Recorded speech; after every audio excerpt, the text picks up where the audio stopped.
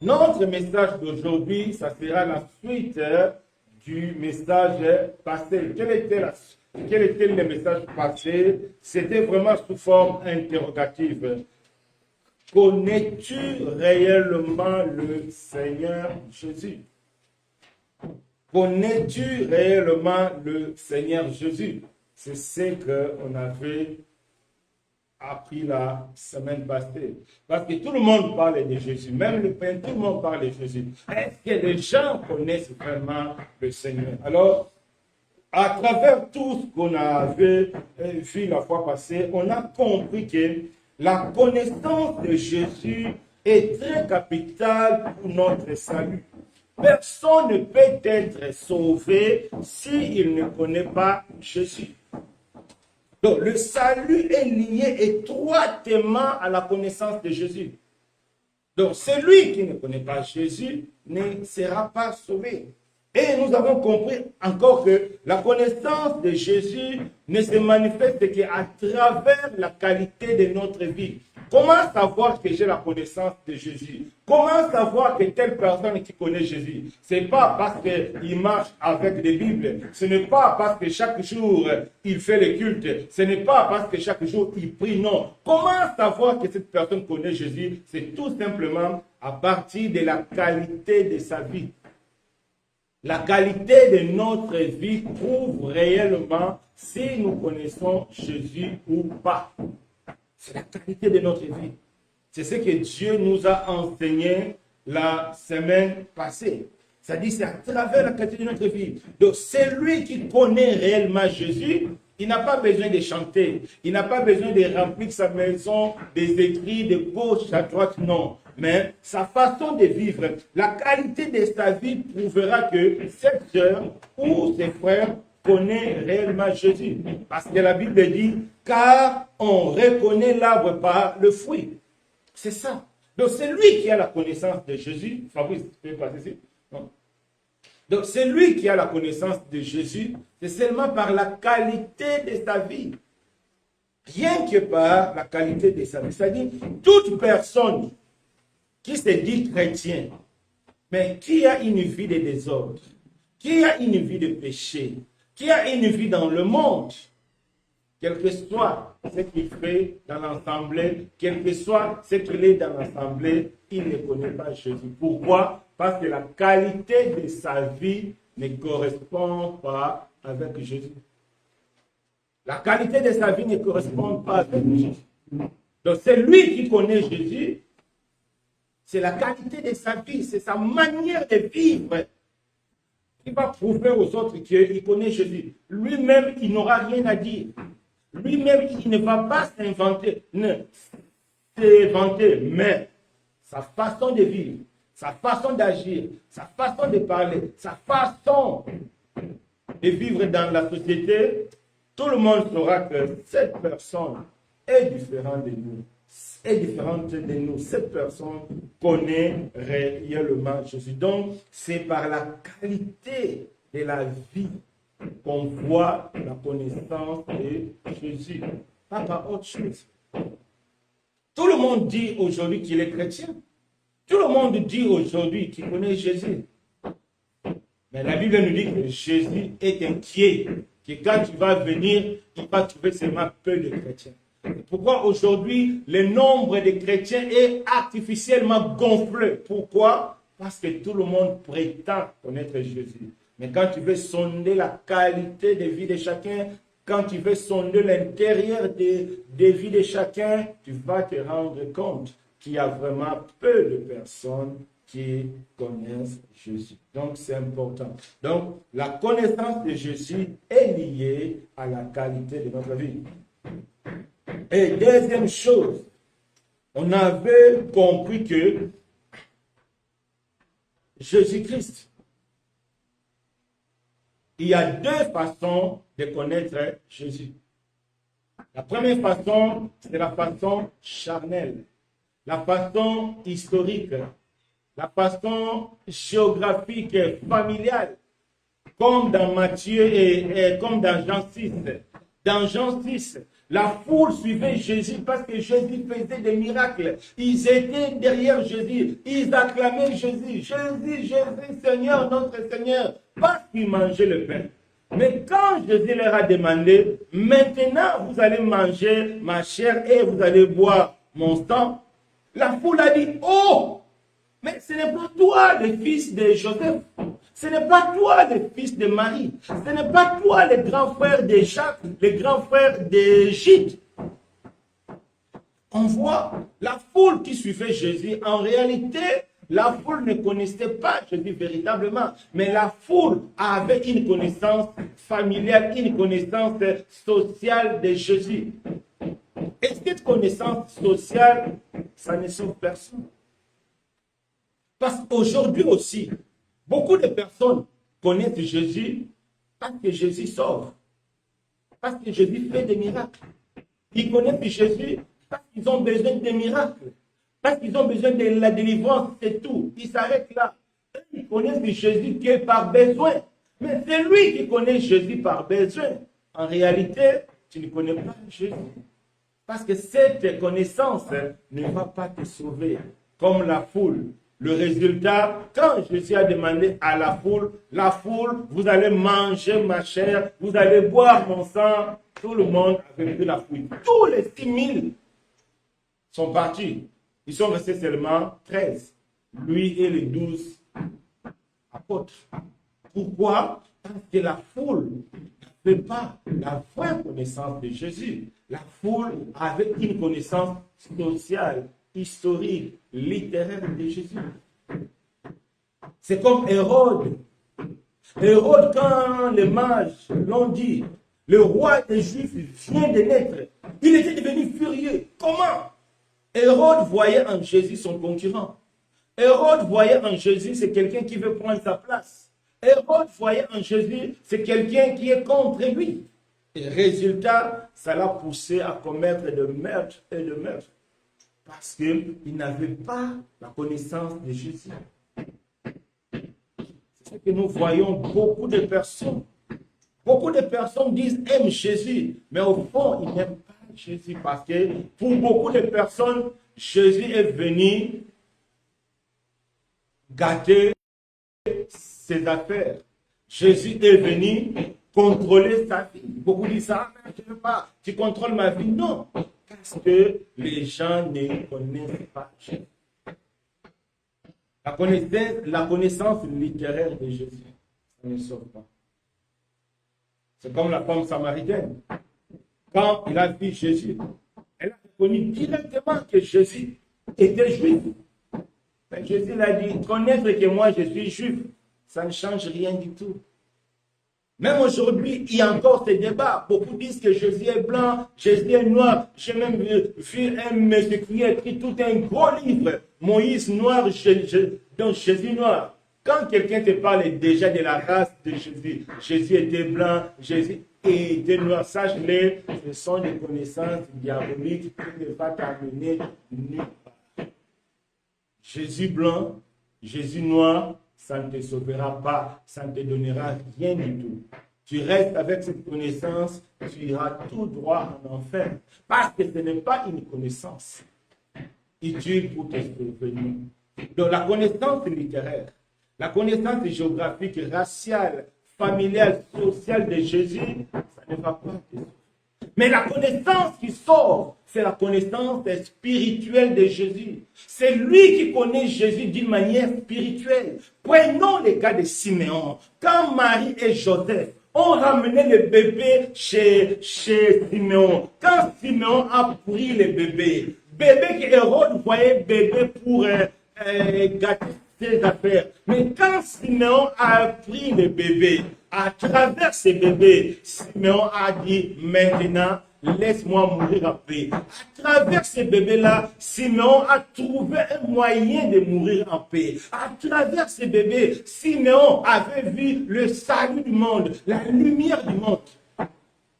Quand les autres personnes voyaient un bébé, mais Siméon voyait en ce bébé-là le salut de l'humanité. Siméon voyait en ce bébé le salut du monde, la gloire d'Israël. Que Siméon avait la connaissance spirituelle de Jésus. C'est cette connaissance spirituelle que toi et moi, nous devons chercher. Parce que c'est cette connaissance qui sauve. Reconnaître en Jésus les dons de Dieu, reconnaître en Jésus le prince de paix, reconnaître en Jésus le salut, la lumière du monde. C'est cette connaissance qui va nous sauver.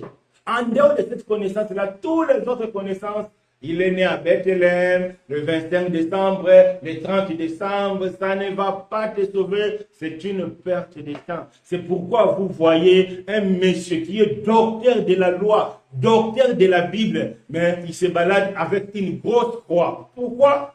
Parce qu'ils ne connaissent pas Jésus. C'est lui qui connaît Jésus, ne va jamais chercher une statue. C'est lui qui connaît Jésus, ne va jamais chercher une photo mettre chez lui pour dire que ça c'est Jésus. Non, c'est lui qui connaît Jésus, c'est la connaissance spirituelle. C'est cette connaissance qui donne vie.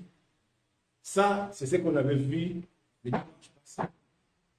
La troisième chose qu'on avait vu le dimanche passé, c'était aussi que la connaissance de Jésus nous transforme. On a vu l'exemple de Paul. Paul, il était un persécuteur. Paul, il était un blasphémateur.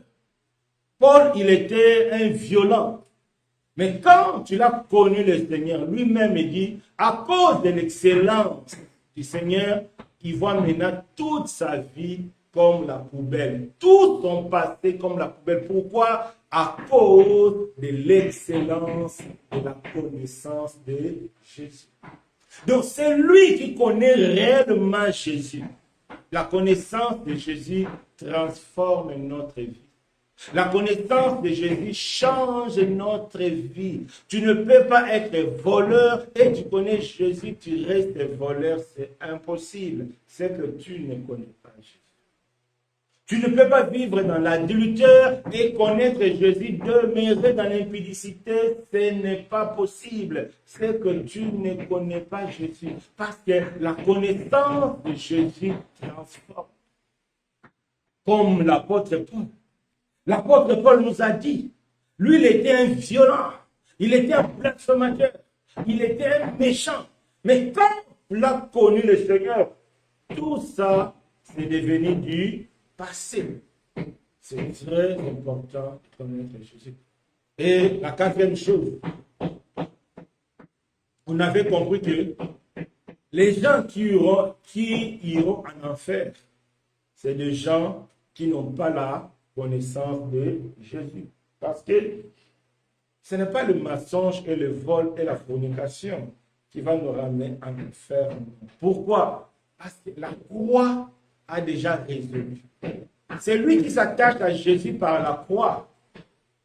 C'est que Jésus a pardonné. Jésus a donné la force de vaincre le mensonge, de vaincre le vol, la fornication, l'impudicité, toutes les choses. La croix nous donne la force.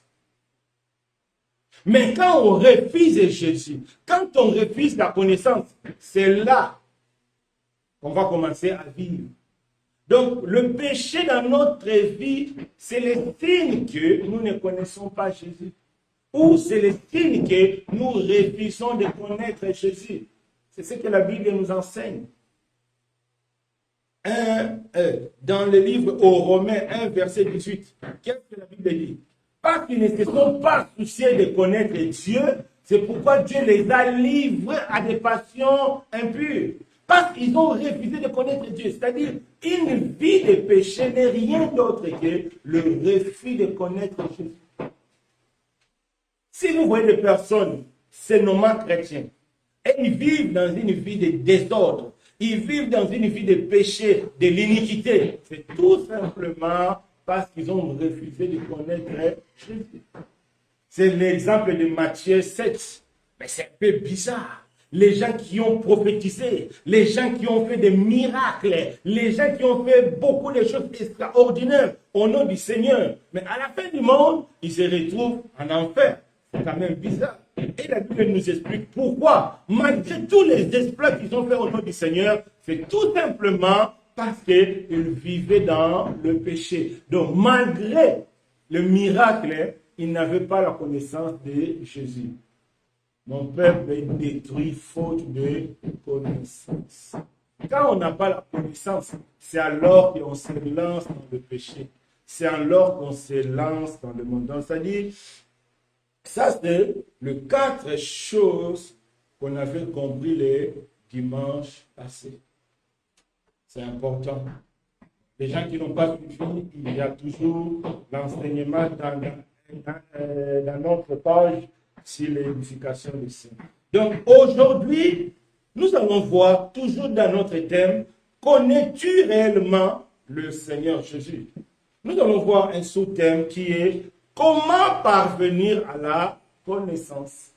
Donc aujourd'hui, nous allons voir comment parvenir à la connaissance. Parce qu'il ne suffit pas seulement de savoir qu'il faut connaître Jésus, mais il faut aussi connaître comment y parvenir, comment arriver à la connaissance, parce que c'est important. Parce que celui qui ne va parvenir à la connaissance de Dieu, il ne sera pas sauvé. Parce que le salut est lié à la connaissance de Jésus. C'est important. C'est pourquoi Dieu nous invite à parvenir à la connaissance. Donc, sans tarder, nous allons prendre nos Bibles dans le livre de 1 Timothée 2, verset 4. 1 Timothée 2, verset 4. 1 Timothée 2, verset 4.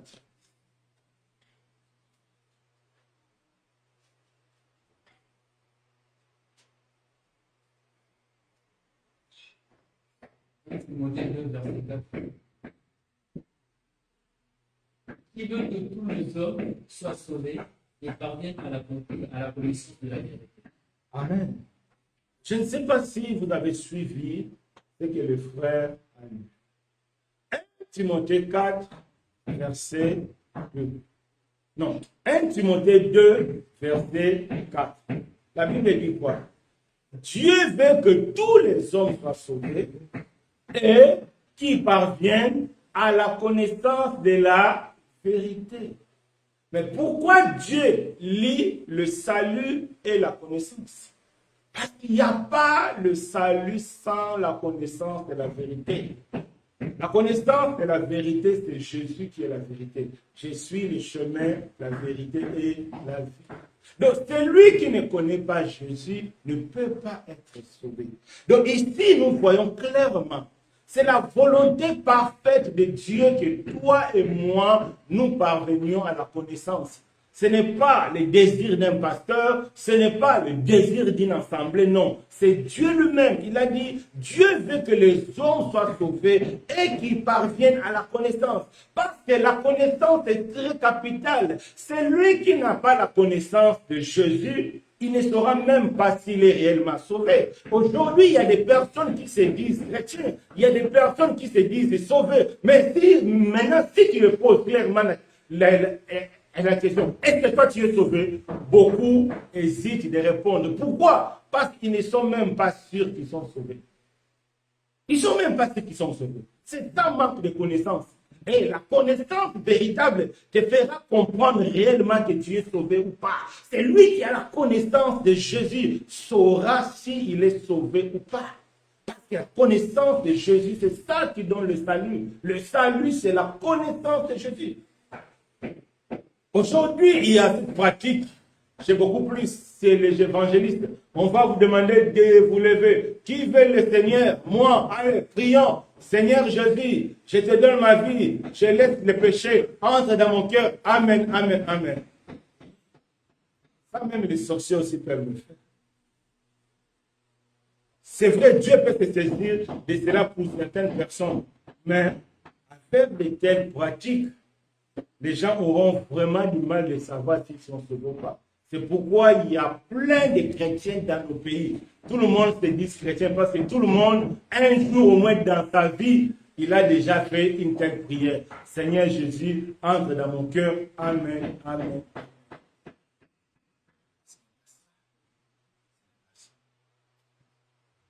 Ils n'ont pas la connaissance de Jésus, mais ils prétendent être sauvés. Comment cela peut être possible sans la connaissance? C'est important. Donc, la connaissance de Jésus est là pour nous aider à connaître nous-mêmes si réellement nous sommes sauvés. Si réellement nous sommes sauvés, nous devons connaître Jésus.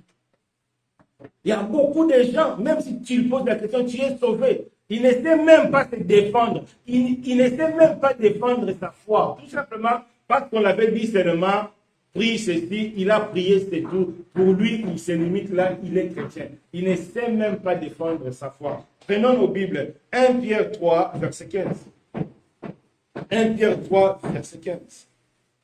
Qu'est-ce que la Bible nous dit? 1 Pierre 3, verset 15. Donc je vais le lire. Mais sanctifiez dans vos cœurs Christ et le Seigneur, étant toujours prêt à vous défendre avec douceur et respect devant quiconque vous demande raison de votre espérance. Un vrai chrétien doit être prêt à se défendre devant quiconque tu lui demandes quelle est la raison de ton espérance.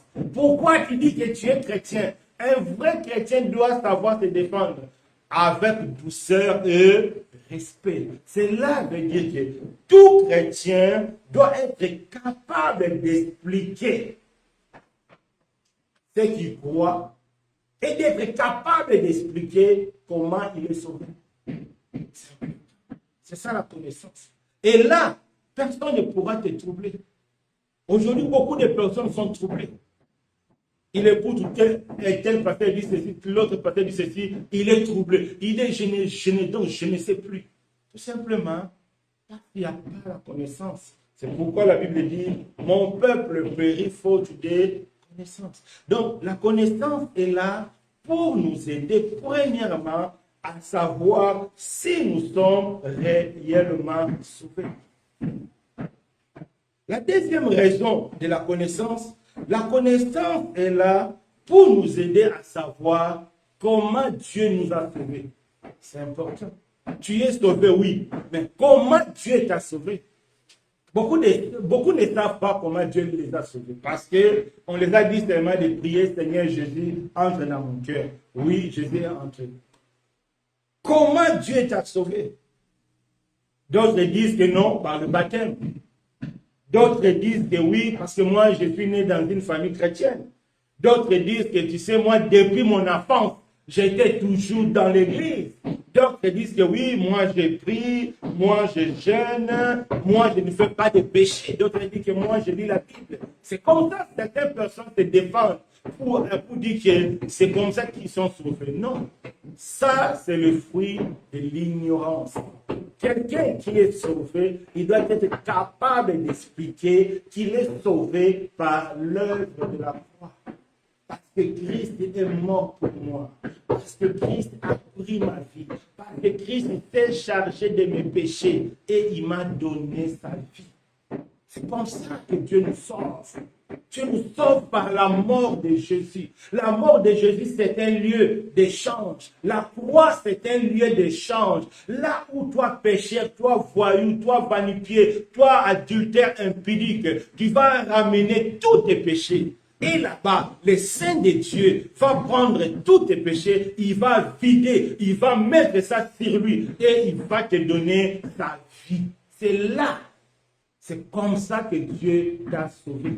Si réellement tu es sauvé. Tu vois, cette connaissance te permettra d'être solide. Même si quelqu'un vient te troubler avec ton nom, vient dans notre religion, non. Tu ne pourras pas quitter le christianisme parce que c'est clair, on t'explique que tu étais pécheur. Tu étais un rien du tout. Tu étais dans le monde. Tu étais appelé à aller en enfer. Mais Dieu, par son amour, il a envoyé son Fils à la croix. Il est mort pour toi. Il s'est chargé de tes péchés. Il s'est chargé de toutes tes malédictions. En lui, maintenant, il te donne la vie éternelle. Vous voyez l'importance de la connaissance. L'importance de la connaissance nous permet d'être solides. Et ne plus avoir de doutes. C'est ça le salut. Toi, pécheur, tu viens avec tes péchés à la croix. Lui, saint, il te décharge. Il se charge de tes péchés et il te donne sa vie. comme ça que Dieu sauve. Vous voyez l'importance. Troisième raison d'avoir la connaissance. La connaissance nous permettra de savoir vivre étant des sauvés. Parce que la Bible dit, en Christ, nous devenons une nouvelle créature. Les choses anciennes sont passées, toutes les choses sont devenues nouvelles. Donc nous devenons de nouvelles créations. Et la Bible nous dit, on ne peut pas mettre un vin nouveau dans des vieilles outres. Non. Un vin nouveau dans des outres nouvelles. Donc, un chrétien doit savoir vivre.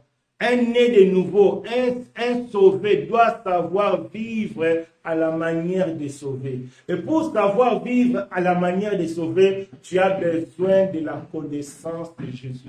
Donc la connaissance de Jésus nous permet de savoir vivre à la manière de sauver. C'est pourquoi aujourd'hui nous voyons tous les scandales autour de nous. Des sauvés qui vivent comme le païen, des sauvés qui vivent comme les gens du monde. On peut se demander, est-ce que ces gens-là sont réellement sauvés? La réponse serait non. Est-ce que ces gens-là connaissent réellement le Seigneur? Non. Même les frères qui la fois passée, il m'a envoyé une vidéo, un pasteur qui dit qu'il est parti chercher les fétiches. Lui-même, il dit qu'il est parti chercher les fétiches, mais il y a encore les gens derrière lui qui les suivent. Est-ce que là, il y a quelque chose qui ne va pas? Quelqu'un te dit qu'il est parti chercher les fétiches, et toi, tu les suis encore. Mais il y a quelque chose qui ne va pas.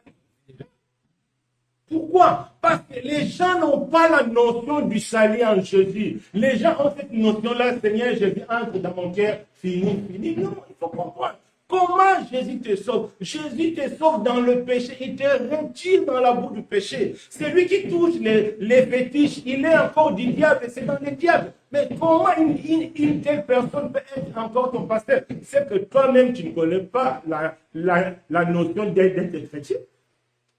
Tu ne connais pas la notion d'être chrétien, c'est impossible. Le pasteur, là, il était en prison. Je vis moi-même, les gens font la queue dans la prison pour qu'il impose les mains. Un prisonnier, on l'a arrêté pour l'escroquerie. En prison, son église a fait la queue, il impose les mains en prison. Allez sur Internet, vous allez voir. Là, on comprend que beaucoup qui se disent chrétiens ne le sont pas. Ils ne connaissent pas c'est quoi chrétien. Celui qui connaît réellement c'est quoi être chrétien ne peut jamais se laisser entraîner dans le texte. C'est pourquoi nous avons besoin de la connaissance de Jésus pour savoir comment vivre. Pour savoir comment vivre. Et sinon, ça ne va pas. Pourquoi il y a beaucoup de scandales? Parce que les gens ne savent pas comment vivre étant chrétien, les gens ne savent pas comment vivre étant né de nouveau. C'est important. Et la quatrième raison, pourquoi nous devons chercher la connaissance, c'est pour nous aider à préserver le salut. Beaucoup ne savent pas, le salut que Dieu nous donne est gratuit, mais nous avons la responsabilité de conserver ce salut en nous. Nous avons la responsabilité de conserver ce salut en nous. C'est comme l'exemple de Matthieu 7. Mais comment expliquer des personnes qui ont prophétisé au nom du Seigneur? Comment expliquer des personnes qui ont fait le miracle au nom du Seigneur? Comment expliquer des personnes qui ont drainé des foules au nom du Seigneur, qui se retrouvent à la fin du monde en enfer? C'est quand même bizarre. C'est quand même bizarre. C'est quand même bizarre. C'est quand même bizarre. Pourquoi? Parce que les hommes-là, ces hommes-là, ils n'ont pas su préserver le salut en eux. Pourquoi nous avons besoin de la connaissance de Jésus pour savoir préserver notre salut? Et plus loin, on va savoir comment ils se sont retrouvés en enfer. Une cinquième raison, la connaissance de Jésus nous permettra aussi d'être capable de transmettre aux autres personnes. Si réellement tu es sauvé, Dieu t'a sauvé pour qu'à travers de toi, les autres personnes puissent connaître Jésus. Des chrétiens qui se disent chrétiens, qui restent à la maison, ils n'ont que les dimanches pour le culte. Après le culte, ils restent à la maison. Ce sont des personnes qui n'ont rien compris du christianisme. Ce sont des personnes qui n'ont rien compris du christianisme. Ils peuvent être des vrais chrétiens, mais ils n'ont rien compris du christianisme. Parce que si Dieu t'a sauvé pour qu'à travers de toi, il puisse se sauver. Il y a même un passage là, si on peut je passe dans Jean 17, hier ça c'est Dorcas. Jean 17, je pense, attends, pas verset 10, comme ce n'était pas prévu, donc on va chercher ça. Jean 17. On va voir ce que le Seigneur a dit. Jean 17. Jean 17, verset 20. Écoutons ce que la Bible dit. Ce n'est pas pour eux seulement que j'ai pris, mais encore pour ceux qui croiront en moi par leur parole. Donc Jésus n'avait pas seulement prié pour les chrétiens. Jésus avait prié aussi pour tous ceux qui croiront en lui, mais à travers la parole des chrétiens. Donc, c'est lui qui est véritablement né de nouveau. C'est lui qui est véritablement chrétien. C'est lui qui a la connaissance de Jésus. Il va savoir que Dieu l'a sauvé pour qu'à travers de lui, que Dieu puisse sauver d'autres personnes. Et si tu es chrétien, mais tu restes chez toi à la maison, si tu es chrétien, tu ne fais rien pour le royaume, c'est que tu n'as pas compris. Parce que Dieu va nous sauver par la grâce. Nous sommes sauvés par la grâce. Mais quand nous serons au ciel, il y aura un tribunal de Jésus. Il y aura un jugement pour les chrétiens. Les chrétiens aussi seront jugés. Mais les chrétiens ne seront pas jugés pour aller en enfer, non. Parce qu'ils sont déjà sauvés. Mais les chrétiens seront jugés pour recevoir le pouvoir. Tous les chrétiens au ciel ne seront pas pareils. Si tu es chrétien ici, tu ne fais que dormir. Au ciel là-bas, peut-être tu seras gardé. Au ciel, les chrétiens ne seront pas pareils. Non. Il y aura des classes, il y aura des niveaux, il y aura des couronnes. Les chrétiens qui ont compris réellement le Seigneur, dès qu'ils sont devenus chrétiens, et aussi c'est leur tour, ils vont aller.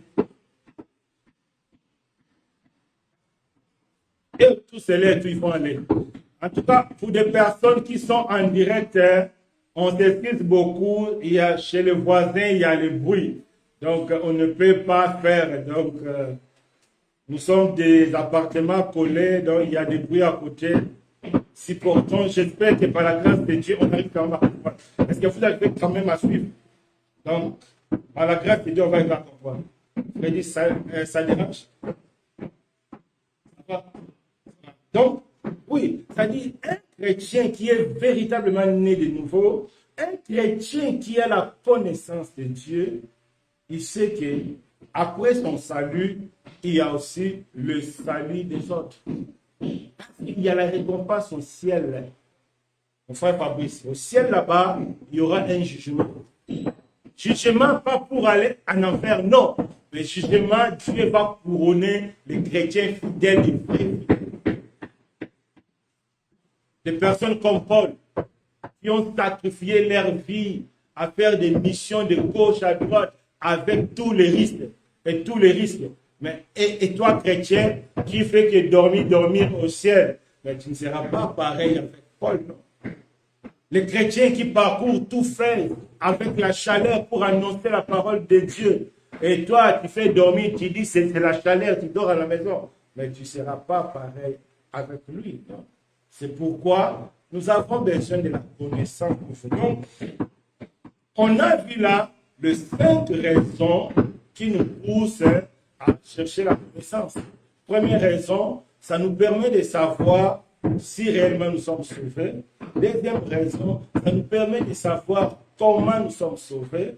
Troisième raison, ça nous permet de savoir comment vivre étant être sauvé. Quatrième raison, ça nous permet de savoir comment conserver mon salut. Et cinquième raison, ça nous permet à moi aussi qu'à travers de moi, que Dieu puisse sauver les autres. Ça, c'est les 5 raisons de chercher la connaissance. C'est important. Pour être un chrétien modèle, il faut savoir toutes ces choses. Que tu n'es pas été sauvé par hasard. Tu as été sauvé parce que Dieu a accompli un acte. Parce que Christ est sacrifié. C'est très important. Donc, maintenant, on a compris les raisons pour lesquelles nous devons chercher la connaissance. Alors, comment parvenir à la connaissance? C'est la vérité. Comment parvenir à la connaissance de Christ? Parce qu'on connaît maintenant des raisons. C'est très important. Maintenant, comment parvenir à la connaissance? La première des choses, pour parvenir à la connaissance, nous devons connaître Jésus selon la vision de Dieu. Nous devons connaître Jésus selon la vision de Dieu. Parce qu'il y a aussi Jésus selon la vision des hommes. Mais nous devons connaître Jésus selon la vision de Dieu. Ça, c'est un élément très important. C'est un élément très capital. Parce que ça nous permettra de compter que sur Jésus. C'est lui qui connaît Jésus selon la vision de Dieu sera vraiment attaché à Jésus. Parce qu'il y a Jésus selon la vision des hommes. Aujourd'hui, c'est ce qu'on voit. Les gens nous prêchent que non, Jésus est venu pour nous rendre riches. Jésus est venu pour le mariage. Jésus est venu pour le voyage. Jésus est venu pour la délivrance. Donc, il y a des gens qui ne suivent Jésus que pour la bénédiction. Ça, c'est Jésus selon la vision des hommes. Quand ils suivent Jésus que pour le miracle, c'est que Jésus selon la vision des hommes. Et le résultat, c'est ce que nous voyons. Un jour, j'ai suivi le témoignage d'une sœur. La sœur a fait des soucis spirituels. Elle est partie chercher un pasteur. On l'a dit que non, le pasteur est vraiment occupé. Le rendez-vous, c'est dans 1 mois ou 2 mois ou 3 mois. Elle a dit, oh, moi j'ai des soucis maintenant. Pour voir le pasteur, il faut 1 mois, 2 mois, 3 mois. Donc, ils ont dit, si tu veux voir Express, il faut payer 100 €, mais tu le verras aussi dans 2 semaines. On voit. Quand on a la connaissance de Jésus selon les hommes, de Jésus qui veut que tu sois riche, quand les gens deviennent riches, ils oublient Jésus. Quand un pasteur devient riche, il devient très, très important. Pour même le voir, ça devient des audiences, ça devient des rendez-vous. Pourquoi? Parce qu'ils ont une vision de Jésus qui n'est pas correcte. C'est lui qui a une vision de Jésus qui est correcte. Un fidèle, même s'il vient à minuit, va te recevoir. Et toi, quelqu'un vient te voir, tu donnes rendez-vous dans 2 ou 3 mois. La personne dit que c'est urgent, tu dis ça va dans 2 semaines, mais tu payes 150 € pour avoir rendez-vous dans 2 semaines. Ça, les gens qui prient Jésus selon la vision des hommes. C'est pourquoi aujourd'hui on voit des gens qui prient pour qu'ils deviennent riches. Ce n'est pas ça, Jésus selon Dieu. C'est ce qu'on voit beaucoup sur Facebook est là pour dévoiler tous les séminaires. Titre de séminaire, comment devenir riche dans le Seigneur. Maintenant, mais le titre, fouiller l'impudicité. Tu feras si combien de personnes vont venir. Fouiller le plaisir du monde. Tu feras si combien de personnes vont venir. Parce que les gens qui vont venir dans des tels séminaires, ce sont des gens qui veulent vraiment connaître Jésus. D'autres personnes qui ne vont pas venir. Ils vont vous dire qu'à vous, vous êtes là seulement pour regarder la vie des gens qui ne vont pas venir. Mais les séminaires, comment faire pour être béni? Comment faire pour être riche, tu vois comment le four vont venir. Ça, c'est la vision de Jésus. Donc, pour parvenir à la connaissance de la vérité, tu dois connaître Jésus selon la vision de Dieu. Jésus, selon la vision de Dieu, c'est comment? Il faut connaître Dieu. Jésus est venu pour tes péchés. C'est la première des choses. Matthieu 1, verset 21. La Bible dit, elle enfantera un fils, et tu lui donneras le nom de Jésus. C'est lui qui sauvera son peuple de ses péchés. Connaître Jésus selon Dieu, c'est connaître que Dieu l'a envoyé pour te sauver de tes péchés. Pas pour le péché des autres. Pas pour te rendre riche, non. Mais c'est pour te sauver de tes péchés. Quand tu as une telle vision de Jésus, tu vas vraiment progresser avec Jésus.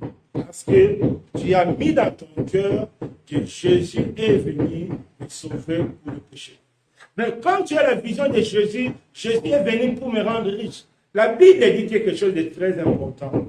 Dans 1 Corinthiens 15, verset 19.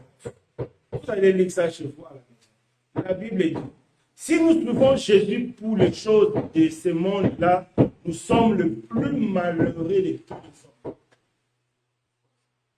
Quand tu suis Jésus pour l'argent, quand tu suis Jésus pour le voyage, quand tu suis Jésus pour les choses de ce monde, la Bible dit, tu es le plus malheureux de tous les hommes. Parce que ce n'est pas ça ta mission de Jésus. Jésus est venu pour te sauver de tes péchés. De tes péchés. Ça, c'est la mission de Jésus. C'est ça, la vision de Dieu pour Jésus. Deuxième vision. Jésus est venu pour nous accorder le pardon. Comment Jésus nous sauve de nos péchés? En nous accordant le pardon. Éphésiens 1, verset 7. En lui, nous avons la rédemption de nos péchés, le pardon de nos péchés. Il faut que cela soit clair. Il faut que cela reste dans notre tête que moi, j'ai pris Jésus il est venu de mes péchés. Il est venu m'accorder le pardon. Troisième chose à savoir de Jésus, c'est mon Dieu. Jésus est venu me donner la force nécessaire pour vaincre le péché, pour vaincre le mal, pour vaincre le monde. C'est important. Il faut avoir cette vision-là de Jésus. Donc en Jésus, j'ai la capacité de vivre une vie sainte sur la terre. En Jésus, j'ai la capacité de ne pas me conformer au temps présent. C'est ça la vision de Dieu pour Jésus. Il est venu pour te libérer de tes péchés. Il est venu pour t'accorder le pardon. Il est venu pour te rendre capable de vivre la sainteté sur cette terre. Jésus est venu pour te donner la vie éternelle. Il faut que cela soit clair dans ta vie. Jésus est venu pour que tu sois la lumière du monde. Jésus est venu pour que tu aies l'espérance de la résurrection à la fin des temps. C'est ça la mission de Jésus. Quand tu viens en Jésus, c'est parce que tu veux que Jésus te nettoie de tes péchés. C'est parce que tu veux recevoir le pardon. Parce que tu veux qu'il te rende la lumière du monde. Parce que tu veux recevoir la vie éternelle. Parce que tu veux avoir l'assurance de la résurrection. Ça, c'est ça connaître Jésus. C'est lui qui dit il connaît Jésus. C'est ces aspects-là qui te fera connaître Jésus. On connaît Jésus qu'à travers sa mission. On connaît Jésus qu'à travers ses attributs-là. C'est là le vrai Jésus. C'est lui qui est venu te sauver de tes péchés. C'est lui qui est venu t'accorder le pardon. C'est lui qui est venu te rendre capable de vivre une vie sainte sur cette terre. C'est lui qui est venu te donner la vie éternelle. C'est lui qui est venu te donner l'espérance de la résurrection. C'est lui qui est venu te donner toute la bénédiction de Dieu. La Bible dit, nous sommes bénis dans le lieu céleste en Christ et de toutes sortes de bénédictions de Dieu. C'est lui qui est venu faire de toi l'héritier de Dieu. L'héritier pour le ciel, pas pour la terre. Non. Si quelqu'un te dit que tu vas régner sur la terre parce que tu es chrétien, il t'a menti. Il ne dit pas. Il va te rendre l'homme le plus malheureux devant Dieu. Devant les hommes, tu seras heureux. Tu auras l'argent, tu auras la gloire. Mais devant Dieu, tu seras l'homme le plus malheureux. Parce que Jésus n'est pas venu faire de nous des riches, mais Jésus est venu faire de nous des enfants de Dieu. Jésus est venu faire de nous la lumière de nous. C'est pourquoi vous voyez quelqu'un qui se dit chrétien, il a une vie, même les païens sont quand même gentils, parce qu'il n'a pas compris que Jésus est venu pour faire de lui la lumière du monde. C'est très important. Nous sommes la lumière du monde. C'est pourquoi Paul a dit, j'ai été voyou, j'ai été bandit. Mais quand j'ai connu Christ, je suis devenu un homme agréable à Dieu. Il a dit, tout ça, c'est devenu la poubelle à cause de la connaissance. C'est ça, connaître Jésus. Donc, nous devons connaître Jésus selon la vision de Dieu. C'est ça la connaissance de Jésus. Les éléments là que j'ai comptés. Deuxième aspect, si tu veux parvenir à la vérité, tu dois considérer que la Bible est la seule parole de Dieu. En dehors de la Bible, il n'y en a pas d'autre. Même si tu as reçu une vision, même si tu as reçu une prophétie, tu dois tout contrôler à la lumière de la Bible. Tu ne peux jamais accepter une prophétie, tu ne peux jamais accepter une parole en dehors de la Bible. Non. Il faut considérer que la Bible est la parole de Dieu, c'est très important. Aujourd'hui, nous voyons toutes sortes de doctrines. Les samedis passés, pas ce samedi, l'autre samedi, Dieu nous enseignait sur les faux rêves. Aujourd'hui, il y a beaucoup de doctrines qui naissent de faux rêves. J'ai rêvé que le diable est en train de maltraiter les gens en enfer. C'est faux. Ça ne vient pas de Dieu. L'enfer, c'est une prison pour le diable. L'enfer, c'est un lieu de tourment pour le diable. Toutes les visions qu'on a sur Internet, là, j'ai eu la vision. Dieu m'a montré l'enfer. Comment les démons maltraitent les sœurs qui portent des bijoux. Comment les démons maltraitent les sœurs qui portent des talons. C'est faux. Ce sont des visions démoniaques. Ça ne vient pas de Dieu. Parce que les gens là ne consultent pas la parole de Dieu. Ce sont des rêves qui sont contraires à la parole de Dieu. Parce que la Bible nous dit, le diable sera jeté dans le feu, un lieu de tourment pour toujours. Comment lui-même est tourmenté, là-bas il va commencer à tourmenter les gens. Comment les démons eux-mêmes seront tourmentés, là-bas ils vont tourmenter les gens. Vous voyez, il y a beaucoup de choses que les enfants de Dieu acceptent, tout simplement parce qu'ils ne vérifient pas dans la parole de Dieu.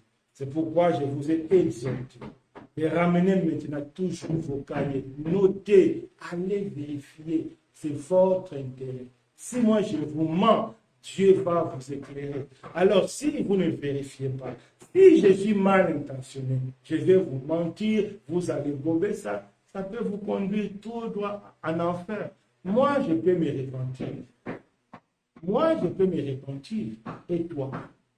Pourquoi nous devons toujours vérifier dans la Bible. Donc, celui qui veut parvenir à la connaissance de la vérité doit accepter que la Bible est la seule parole de Dieu.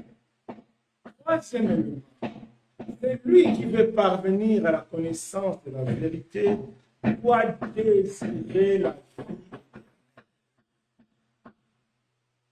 La vie éternelle doit d'abord être ton désir, c'est-à-dire tu vas désirer Jésus pour te sauver. Ne désire jamais Jésus pour la délivrance des démons. Ne désire jamais Jésus pour te donner le mariage. Ne désire jamais le Jésus pour l'argent et le travail. Il faut désirer Jésus pour la vie éternelle. Une fois tu es sauvé, Jésus peut tout faire. Jésus commence d'abord par construire la vie éternelle. S'il n'a pas construit la vie éternelle en toi, Tout le reste là, c'est inutile. C'est très important. Donc nous devons être armés. Notre tête, la pensée de la vie éternelle. Beaucoup de personnes qui disent chrétiens, dans leur tête, ils n'ont même pas la vision de la vie éternelle. Ils viennent le dimanche, ils s'écoutent et ils retournent. Ils n'ont pas la vie éternelle dans leur tête. Alors, comment Dieu peut vous éclairer? Celui qui n'a pas la vision de la vie éternelle, comment Dieu vous éclaire? Vous savez pourquoi Jésus parlait en parabole? Maintenant, nos Bibles. Luc 8, verset 10. Luc 8, verset 10. Luc 8, verset 10. Si les frères appellent. Luc 8, verset 10. Luc 8, verset 10. Il répondit, vous a été donné de connaître le mystère du royaume des dieux, mais pour nous autres, cela leur est dit en parole, afin qu'en voyant, ils ne voient pas, et qu'en entendant, ils ne comprennent pas. Tu répètes encore. Il vous a été donné de connaître le mystère du royaume des dieux, mais pour les autres, cela leur est dit en parabole, afin qu'en voyant, ils ne voient pas, et qu'en entendant, ils ne comprennent pas. Donc, Jésus a dit à ses disciples, il vous a été donné la capacité de comprendre les choses du royaume. Mais les autres ne peuvent pas comprendre. C'est pourquoi j'ai dit en parabole. Donc, la parole de Dieu, c'est un mystère. Jésus, c'est un mystère. On ne comprend pas la parole de Dieu par l'intelligence humaine. C'est Dieu lui-même qui nous éclaire. Mais pour que Dieu nous éclaire, nous devons avoir un cœur disposé. Pour que Dieu nous éclaire, nous devons désirer d'abord la vie éternelle. Nous devons désirer Jésus. Vous voyez, la foule qui ne désirait pas Jésus, quand Jésus a dit « mangez ma chair », ils ont fui. Pourquoi ils ont fui? Parce que dans leur cœur, c'était seulement le pain. Dans leur cœur, c'était seulement le poisson. C'est pourquoi ils ne pouvaient pas comprendre qui est Jésus. Pour eux, ils comprenaient Jésus, fils de Joseph, fils de Marie. Quand Jésus a dit non, moi je suis le pain qui est descendu du ciel, ils ont dit non, non, non. Ça devient autre chose. Reste avec tes pères, nous on parle. Simplement parce que leur cœur n'était pas disposé. Ils n'avaient pas dans leur cœur le désir d'avoir la vie.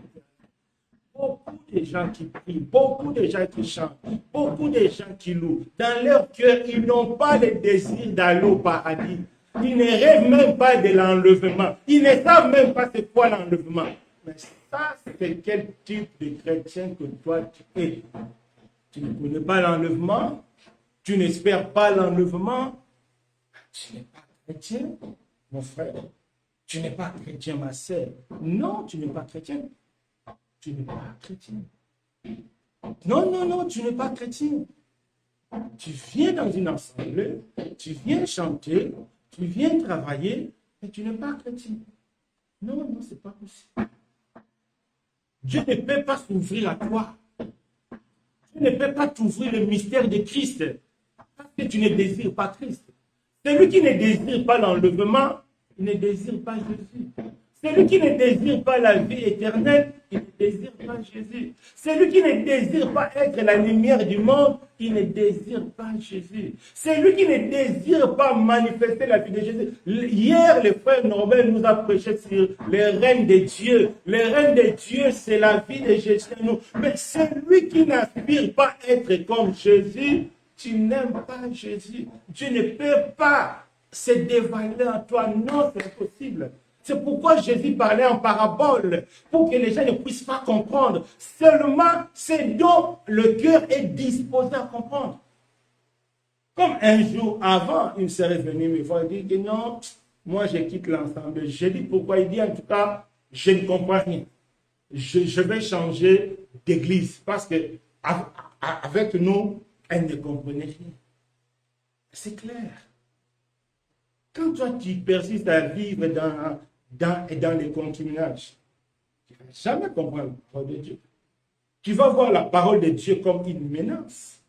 Tu vas voir la parole de Dieu comme on dit dans un langage de courant, c'est-à-dire des flèches contre toi. En réalité, on ne te vise pas. Mais pourquoi tu te sens visé?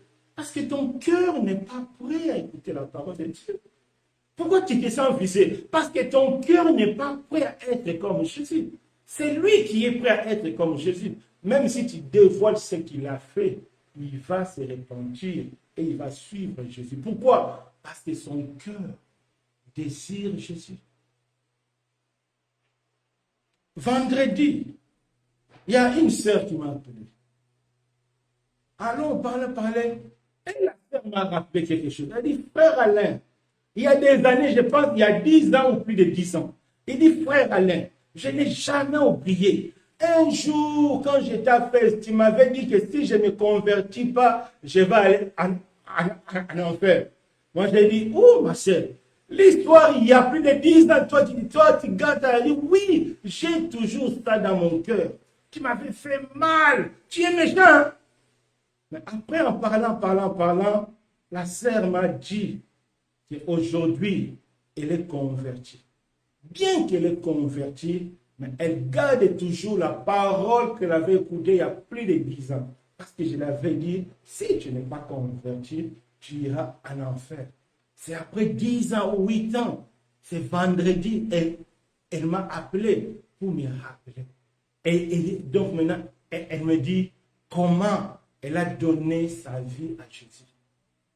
Comment elle aussi, elle dit aux autres que si tu n'es pas converti, tu vas en enfer. Mais elle m'a dit, pas à ma façon. Il dit que non, moi j'étais trop brutal. Mais elle fait ça doucement dans la douceur. Je lui peu importe que tu fasses dans la douceur, dans la violence, la vérité reste la vérité. Si tu n'es pas converti, tu iras en enfer. Et la sœur me dit qu'elle n'est plus la même personne. Elle me dit, frère Alain, je ne suis plus la même personne. Je ne vis plus dans l'impudicité.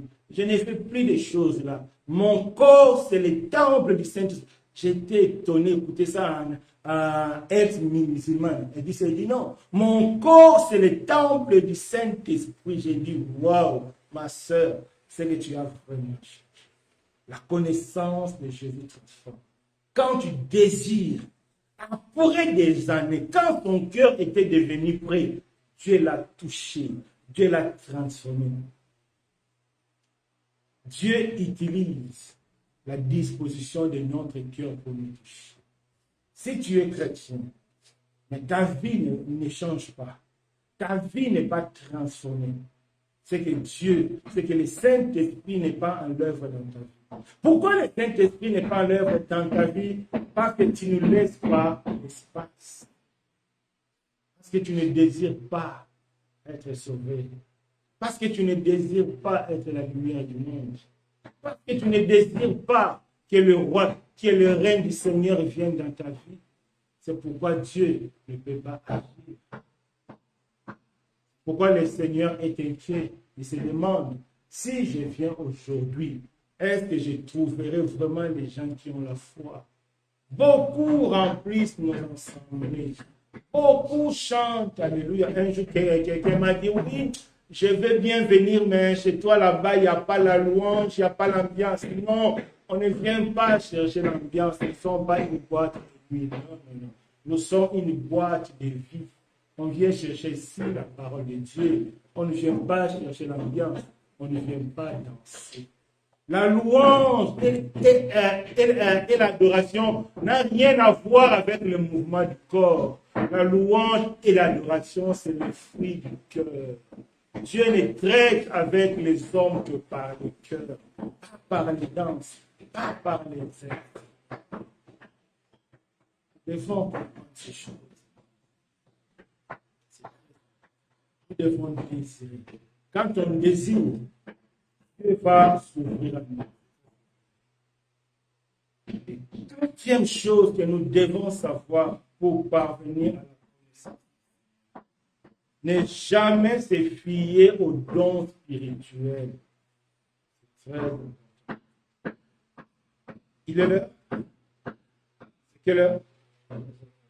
Oui. Encore 5 minutes, c'est pas grave. Donc, ne jamais se fier sur les dons spirituels. C'est un danger de se fier. C'est quoi les dons spirituels? Les dons spirituels, c'est la capacité que Dieu nous donne de faire des miracles, des choses extraordinaires. Quand quelqu'un se fie aux dons spirituels pour dire que Dieu est avec moi, aujourd'hui, beaucoup de personnes se fient à ça. Ah, Dieu est avec moi parce que j'ai fait des miracles. Dieu est avec moi parce que j'ai pris en langue. Dieu est avec moi parce que j'ai des visions. Dieu est avec moi parce que j'ai pris beaucoup. J'ai la force de prier beaucoup. Non. Maintenant, on va comprendre l'histoire de Matthieu 7. Pourquoi les gens qui ont fait des miracles se sont retrouvés en enfer? Moi, Alain, si je fais comme ça, les gens tombent. Si je fais comme ça, les gens tombent. Si j'impose les mains, les gens prient en langue. Mais après le culte, je pars, je tombe, je reviens.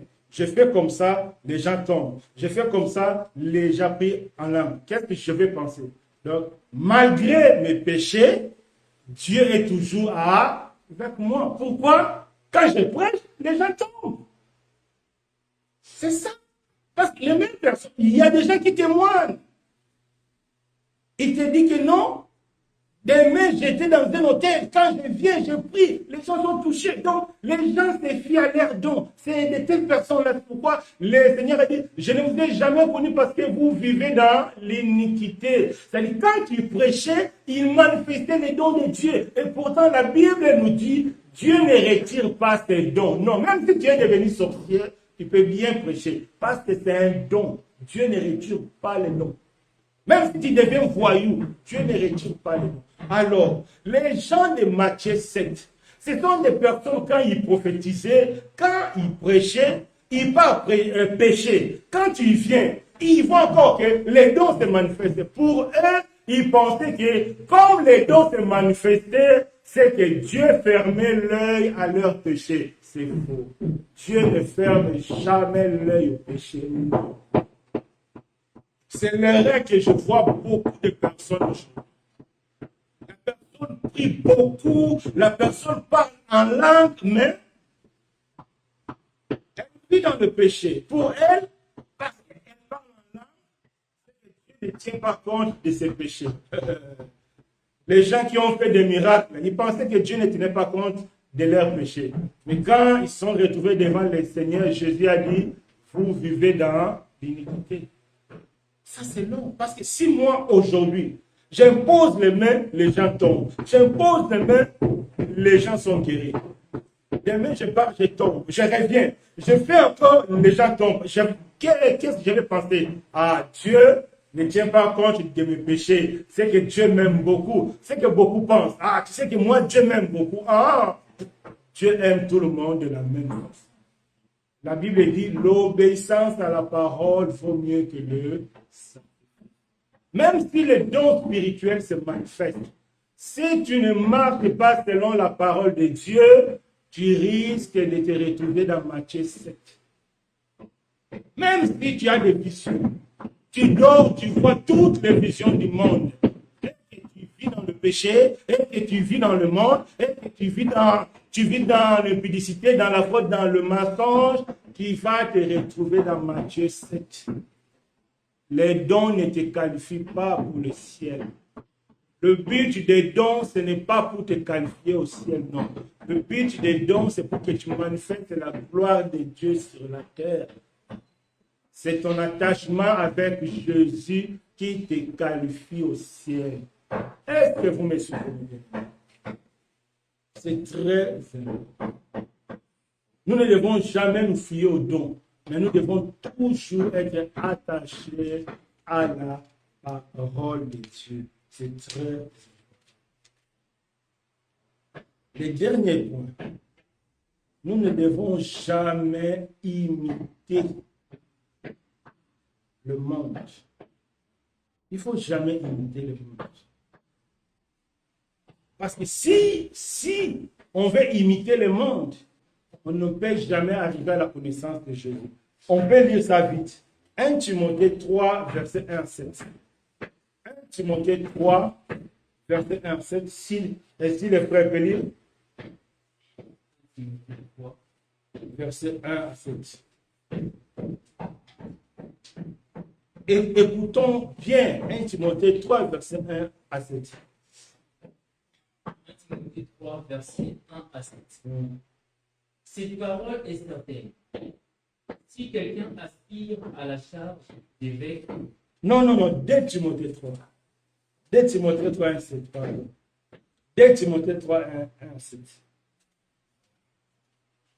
2 Timothée 3, 1 à 7.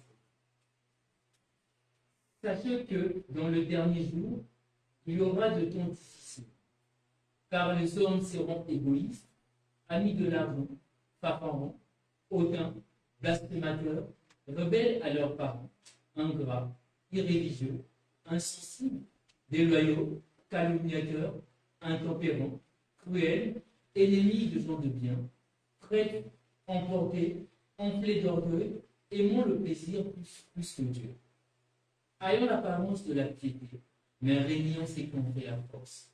Éloigne-toi de ces hommes. Il en est parmi eux qui s'introduisent dans le maison et qui captivent de faibles femmes chargées de péché, agitées par des passions de toute espèce. Apprenons toujours et ne pouvons jamais arriver à la connaissance de la vérité. Et ne pouvons jamais parvenir à la connaissance de la vérité. Quand tu suis le monde, aujourd'hui, c'est ce qui détruit les églises du Seigneur. L'Église commence à utiliser des procès marketing pour remplir l'Église, des affiches pour séduire. Venez, ici il y a le miracle tic-tac. Venez ceci, notre Dieu fait grâce. Venez ceci, notre Église fait le mariage beaucoup. Venez ceci, notre pasteur c'est un vrai voyant. Ça, ce n'est pas la vérité. Quand les gens sont attirés par le mensonge, ils ne seront jamais transformés. Parce que le but des mensonges, ce n'est pas pour transformer quelqu'un. Le but des mensonges, c'est pour détruire quelqu'un. C'est la vérité qui a franchi.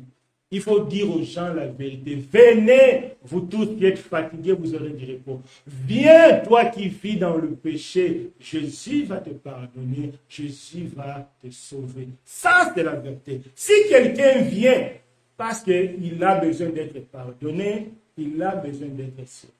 Mais quand tu veux utiliser des procédés marketing pour séduire quelqu'un, la personne va te suivre à la fin.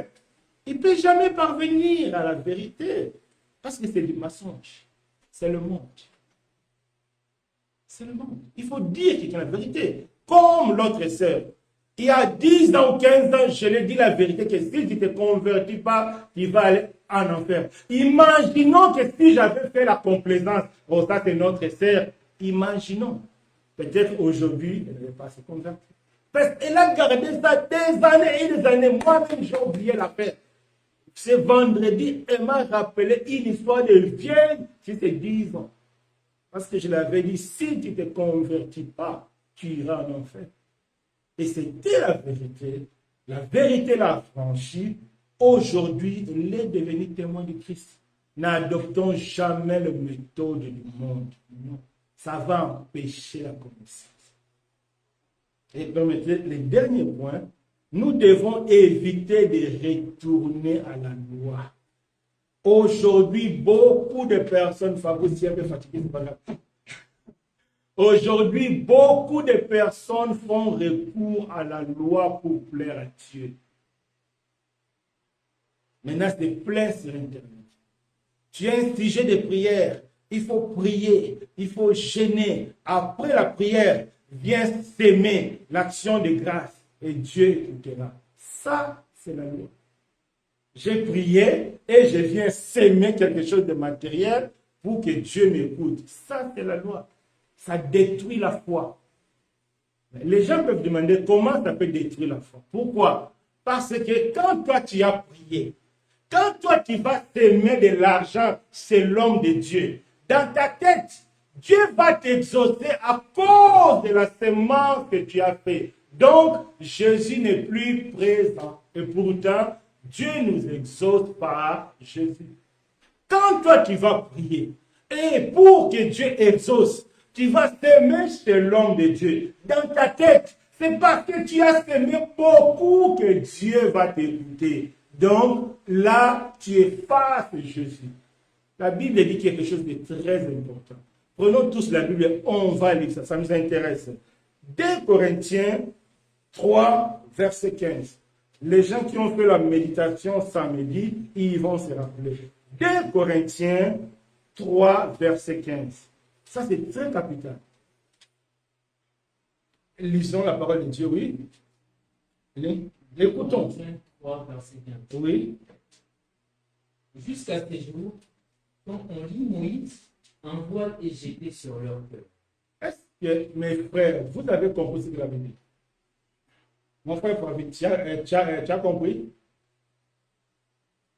Tu répètes? Écoutons bien, mes amis. 2 Corinthiens 15. Oui, c'est bon. Jusqu'à ces jours, quand on lit Moïse, un voile est jeté sur leur cœur. Mais lorsque le cœur s'est converti au Seigneur, le voile est ôté. Est-ce que vous avez compris? Jusqu'aujourd'hui, quand on lit Moïse, le voile vient dans notre cœur.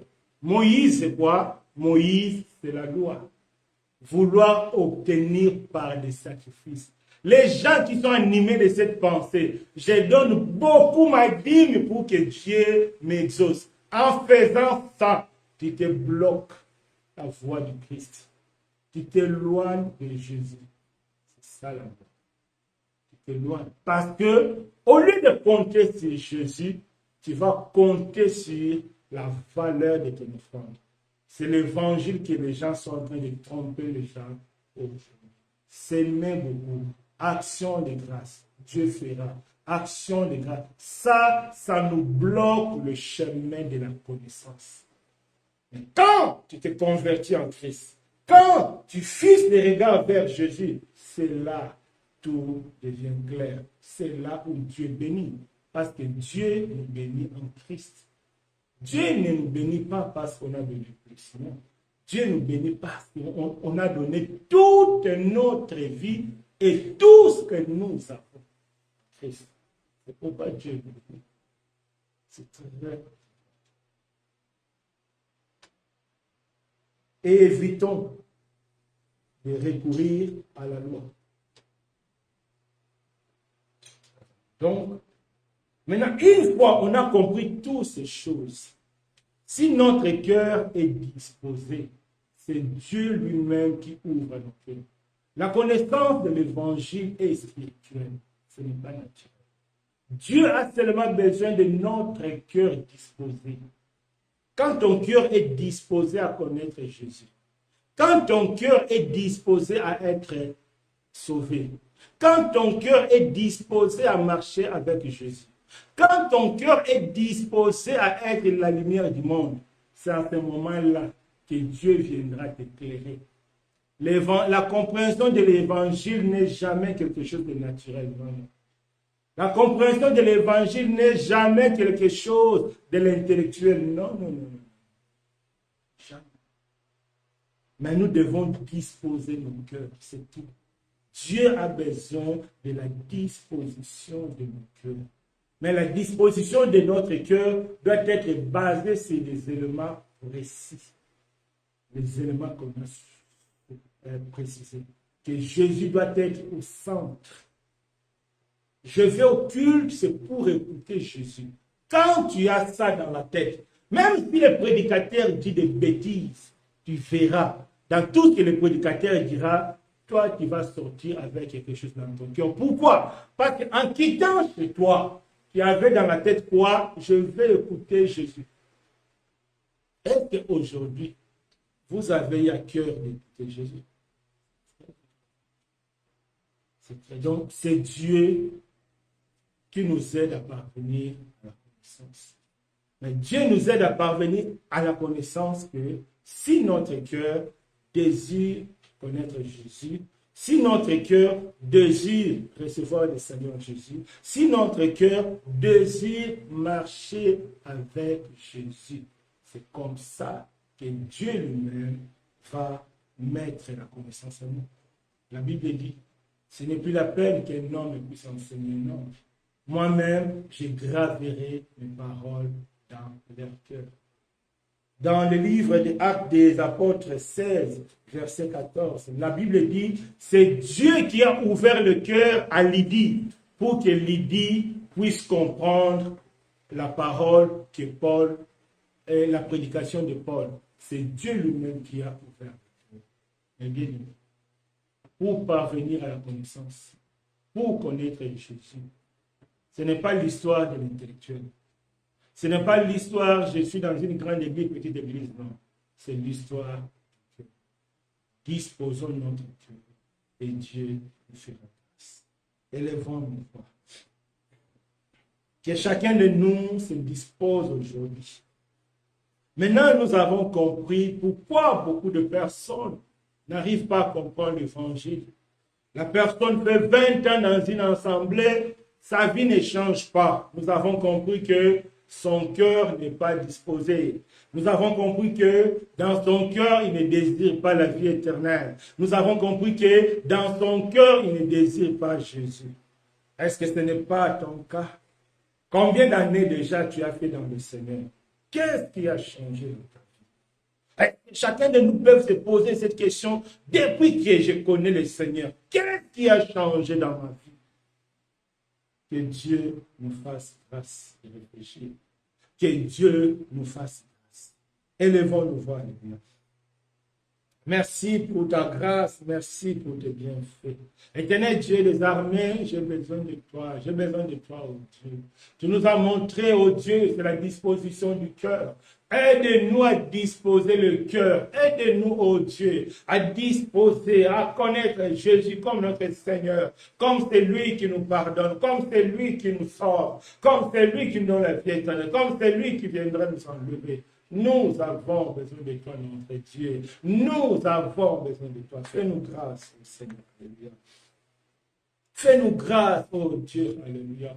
Fais-nous grâce, mon Dieu. Fais-nous grâce, mon roi. Fais-nous grâce, le puissant de Jacob. Fais-nous grâce, l'éternel Dieu des armées. Fais-nous grâce, oh Dieu.